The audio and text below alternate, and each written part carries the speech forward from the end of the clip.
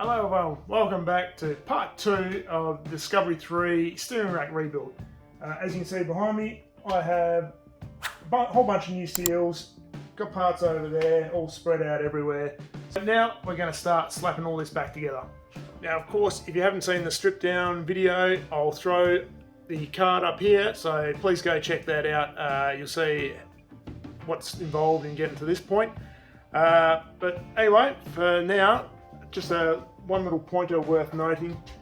At the time of filming this, I may have to replace this little needle roller bearing that goes in the input pinion. I knocked that out in the process of getting this little seal out here, and in the process of that, I have just damaged the cage. I don't know whether you'd be able to see the damage there, but may be able to reuse this in a pinch if I can't get hold of another one. I'm going to see what I can do tomorrow about getting a replacement. But in the meantime, there's plenty of other stuff we can do to get this ready to go back together. Alright, so now most of this is just a matter of removing O-ring seals, cleaning things up as we go, and putting new stuff in. Some of these seals can be a bit tight. See, breaking quite easily as we try and pull it out.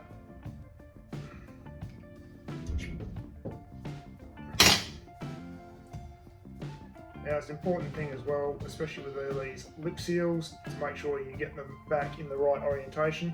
There's normally two faces on a lip seal, so you've got your normal face, and then the side where your lip seal is. Now, the side with the spring, that's generally your pressure side of a system, or your fluid side. The force of any pressure or anything basically closes that up on the shaft. That's the theory anyhow. And a lot of this stuff as well doesn't hurt to lubricate the surface of your lip seal as well before assembly. It just helps with a little bit extra lubrication. And when it comes to putting seals in, I've found sometimes just a socket of about the right size is quite handy for doing that initial knocking.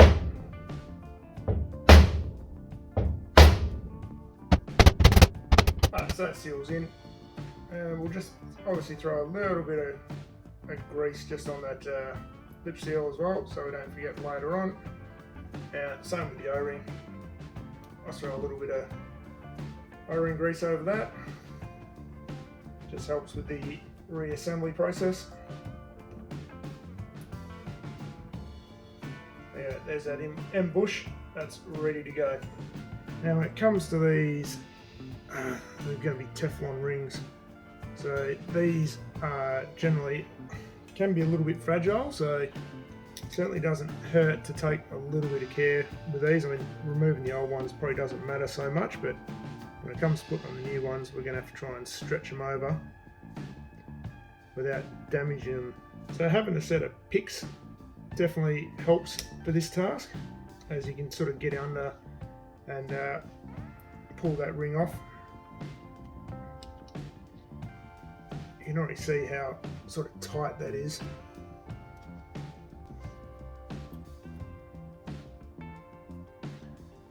So now, in order to make this easier, I'm probably just going to do one at a time. So I'll put a new one on, basically so I'm not stretching and running risk of damaging another ring as it drops into each groove. Well, as much as possible, that's the theory, so we'll see how it all goes.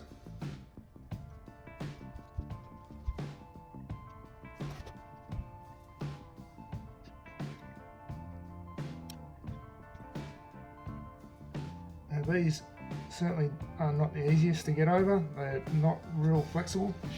So we've got the pinion seals on. Really hard not to stretch these, to be honest. Yeah, they're sitting on there a little loose, but they should be okay once we push them back in the bore. Spoiler alert, they weren't okay. Throw a bit of lube on there. Not much, because this is obviously your control valve, so you want no grease or anything by going through that. I'm also making sure, because these are well, not an O-ring, but they're a square teflon ring. So just making sure that they're sitting square within their groove, they're not all twisted up. I probably made the mistake on the first one, whereas I went from the bottom up, just with the shape of this shaft. It's probably easier and you stretch it less if you go from the top and work the rings down. Yeah, you're welcome to do it whichever way you like, but that's just after the experience of that first one, where I come from the bottom. That's what I found. So yeah, I'd say go from the top down. Now, on the rack, you got our main piston seal in the middle. So there is no real easy way of getting this one done apart from just straight up and over. Obviously, try to be careful of your piston shaft here as well. We don't want to be scratching that at all.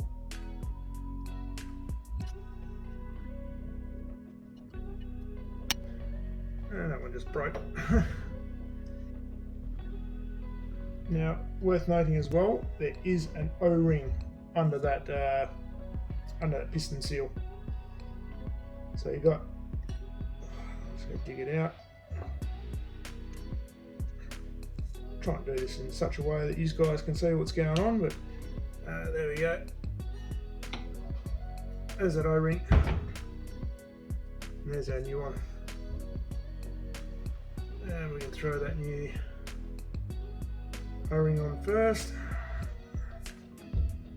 and then followed by the main seal. Now this is another one we just need to be careful and get it on nicely, hopefully without stretching the shit out of it.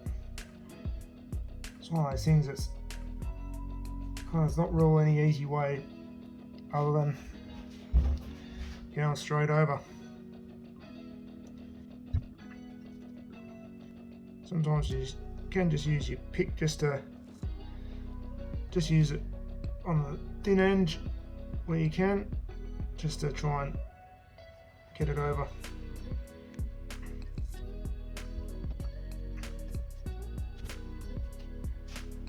Now I'm trying to be super careful with this so I don't break the new seal, because that would kind of suck.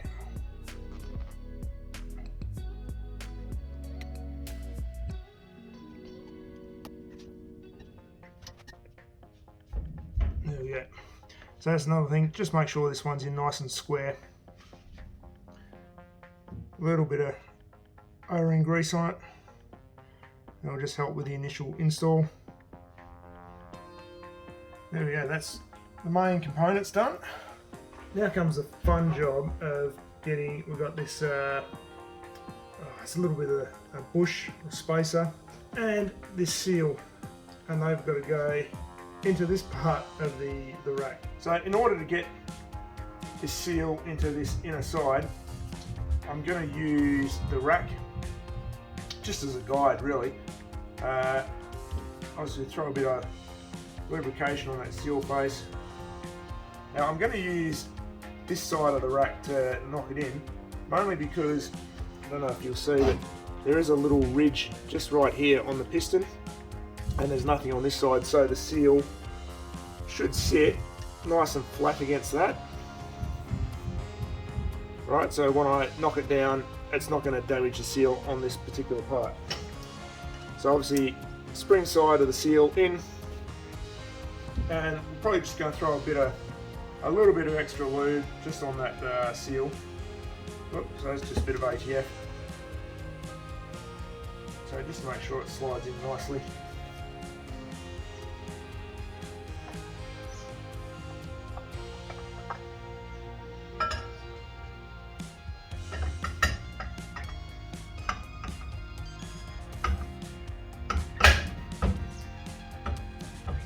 So just keep giving that a twist as it goes in, just so you don't potentially damage the seal in any one particular spot. And we'll just line up the seal into this recess, and essentially I'm just going to use the rack as a drift to hammer the seal in. And I'm just going to use a soft face hammer just to knock down on this end.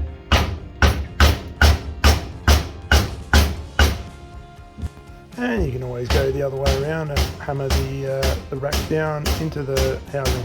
whatever floats your boat. There we go. I don't know whether you can see it, but that seal's in there. I'm just going to have a quick feel just to see, make sure it is sitting in properly. Yeah, so there is a bit of a lip there, which you can just get it with a screwdriver just to feel, make sure it's in properly. So I'm happy with that.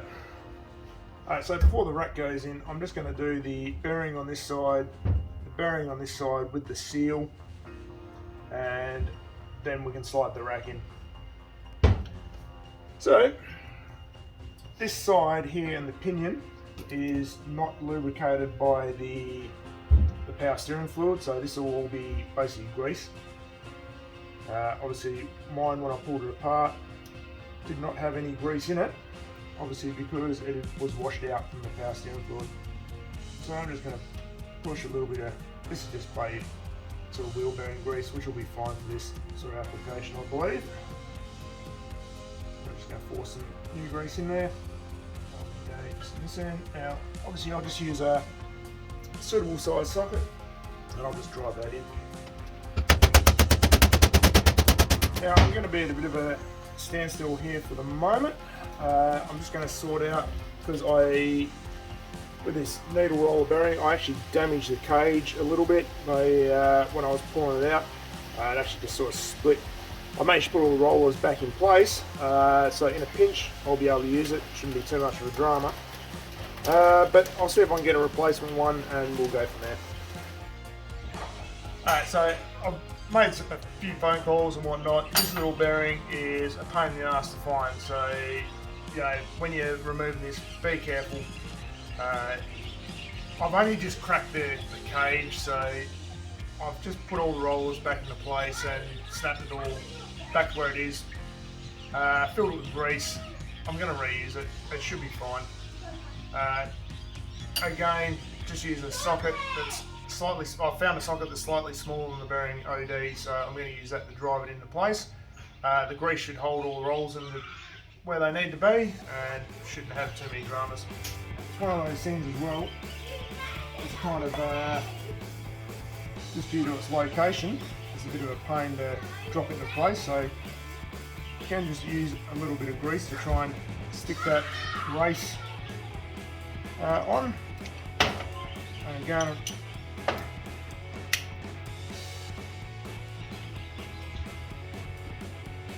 I stick it in place and just drop it into place there.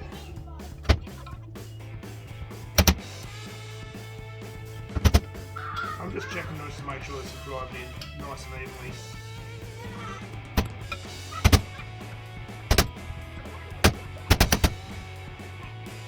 Yeah, that's gone home.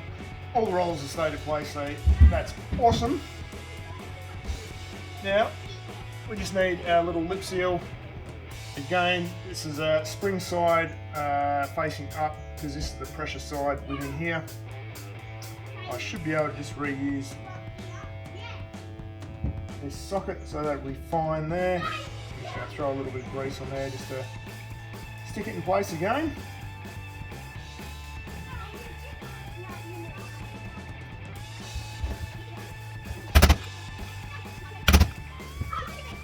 Just going on in a little bit on the piston.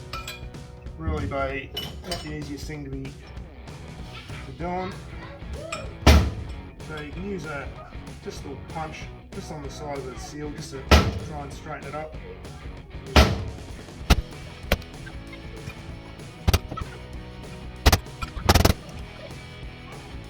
Alright, I'm pretty happy with that. So we've basically got this seal in here, these bearings and seal here, so really now it's a matter of throwing the rack in and then the pinion, well, rack in, end bush, and then the pinion.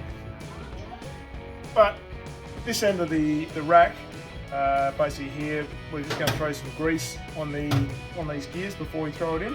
So I'm just going to layer it on there. Doesn't really require too much, but you just fill those gears up with grease.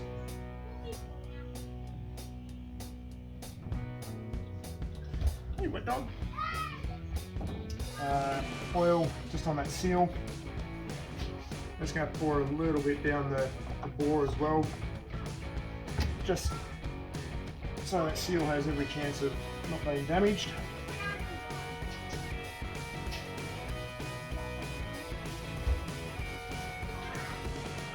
And we're just going to be careful with that this end of the shaft going through that seal, because we don't want to be damaging that as we push it in. It's one of those things that's not really any easy way to do it.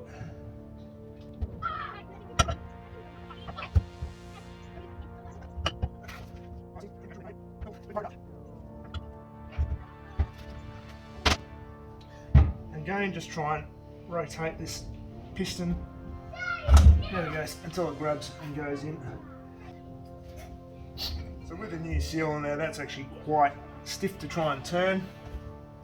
I gently use the multi-grips just to try and assist in grabbing that shaft to turn it around, just so the gears in the correct orientation where it needs to be lined up here. That's not too bad. We may need to adjust it a little bit later on, but I'd leave this end sticking out a little bit for this seal, basically just as a bit of a guide.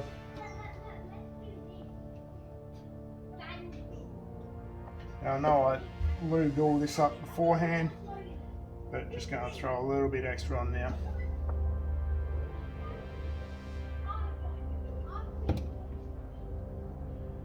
Just helps with the assembly process.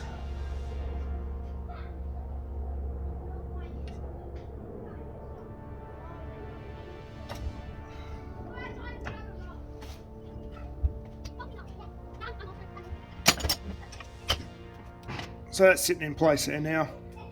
Just going to get that circlip back in there and should be all good. Pushing the shaft in a little bit so I've got some access to get that circlip in, but I don't want to push it too far.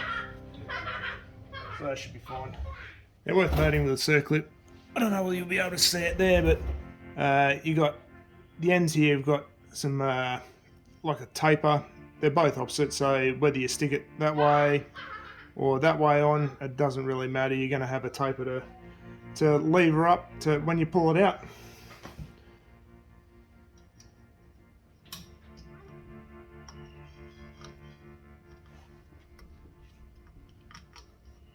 So these sort of clips that generally got quite a bit of force in them, so they need a bit to push in.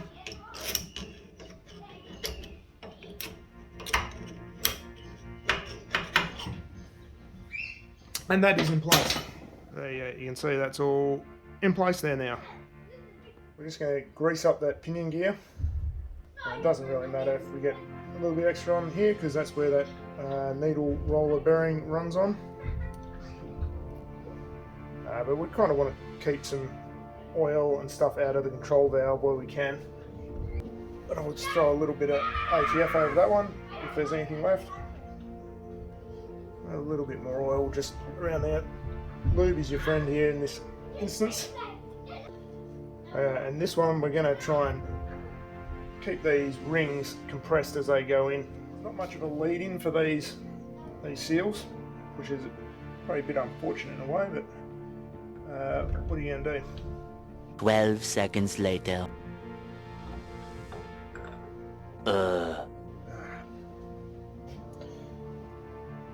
And that's how easy some of those rings are to damage. So it looks like I'm going to have to probably try and reuse some old ones. Okay, so this pinion, this is one of those moments there where things aren't really going 100% right. So the trouble with these is these Teflon rings, when you put them on, you need to stretch them a bit. So I definitely stretched a couple of them a little bit too far, especially this first one and the second one from the bottom one. So I've had an attempt at putting this in, and unfortunately I damaged one there pretty badly, just probably me being a little bit rough and trying to force it in a bit harder than what needed to be.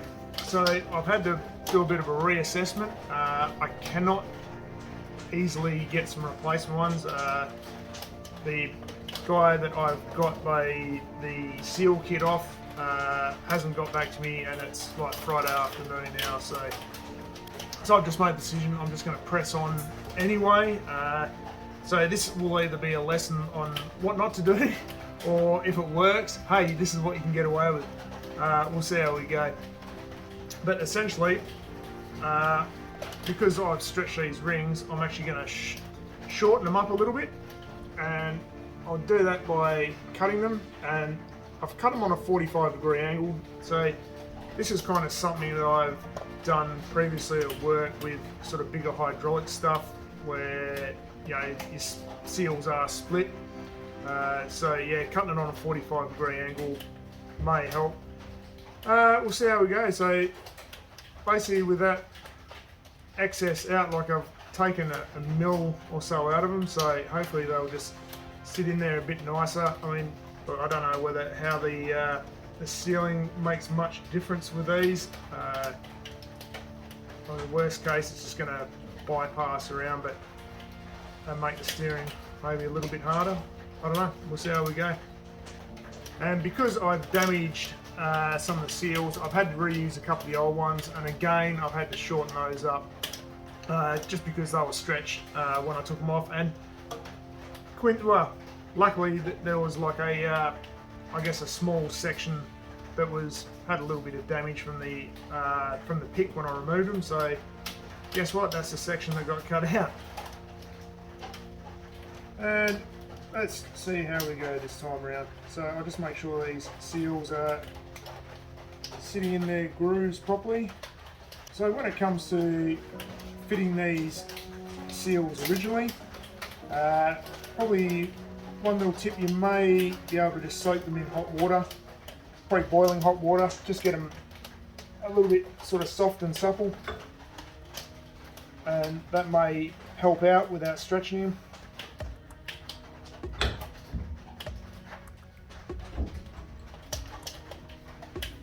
And look, that's gone in a little bit easier than what it did before.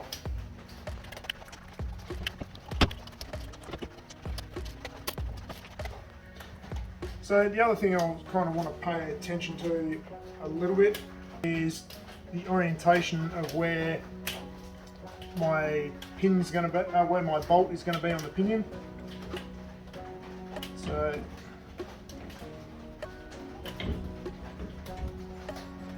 I've got the rack roughly centered, and I want that where the bolt goes through on this side, which was pretty much at the bottom. So yeah, that's what I've got done there. Alright, next up to go on is a needle roller bearing, sit at the top there. It definitely needs to go in a little bit further than what it is. So we'll just give this a light tap down. Nice and gentle. We've already broken enough things today. So I don't have a bit of pipe to go over that's long enough for the top here. So this is kind of like the next best thing really.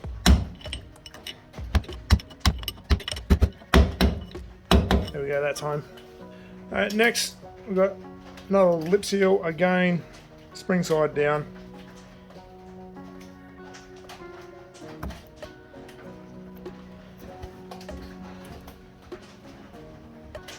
Again, if you've got a bit of pipe to go over this, that would be the preferred method. But in a pinch, you can just tap it down evenly, just little bit by little bit.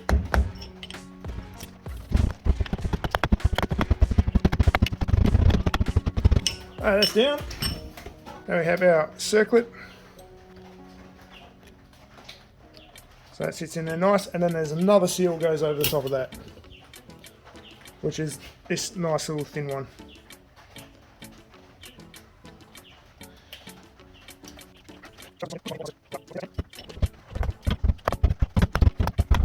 And last bit on this input is just a little dust cover. Just sits over there. Nut on the bottom.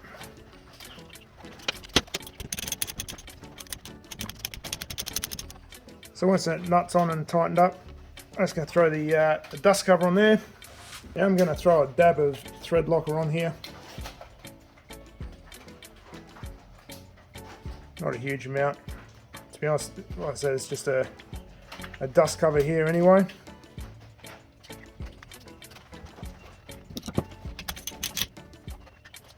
It's the time for this little bush, so I'm just going to throw a little bit of grease on here. Whether it needs or not, I don't know, but it can't hurt. That sits in there, spring sits on top, and then this end cap. Again, a bit of thread lock, because this one definitely had some when I pulled it off.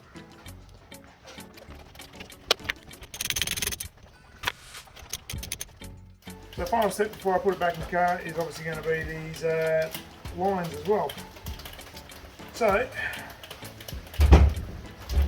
let's whack that back on.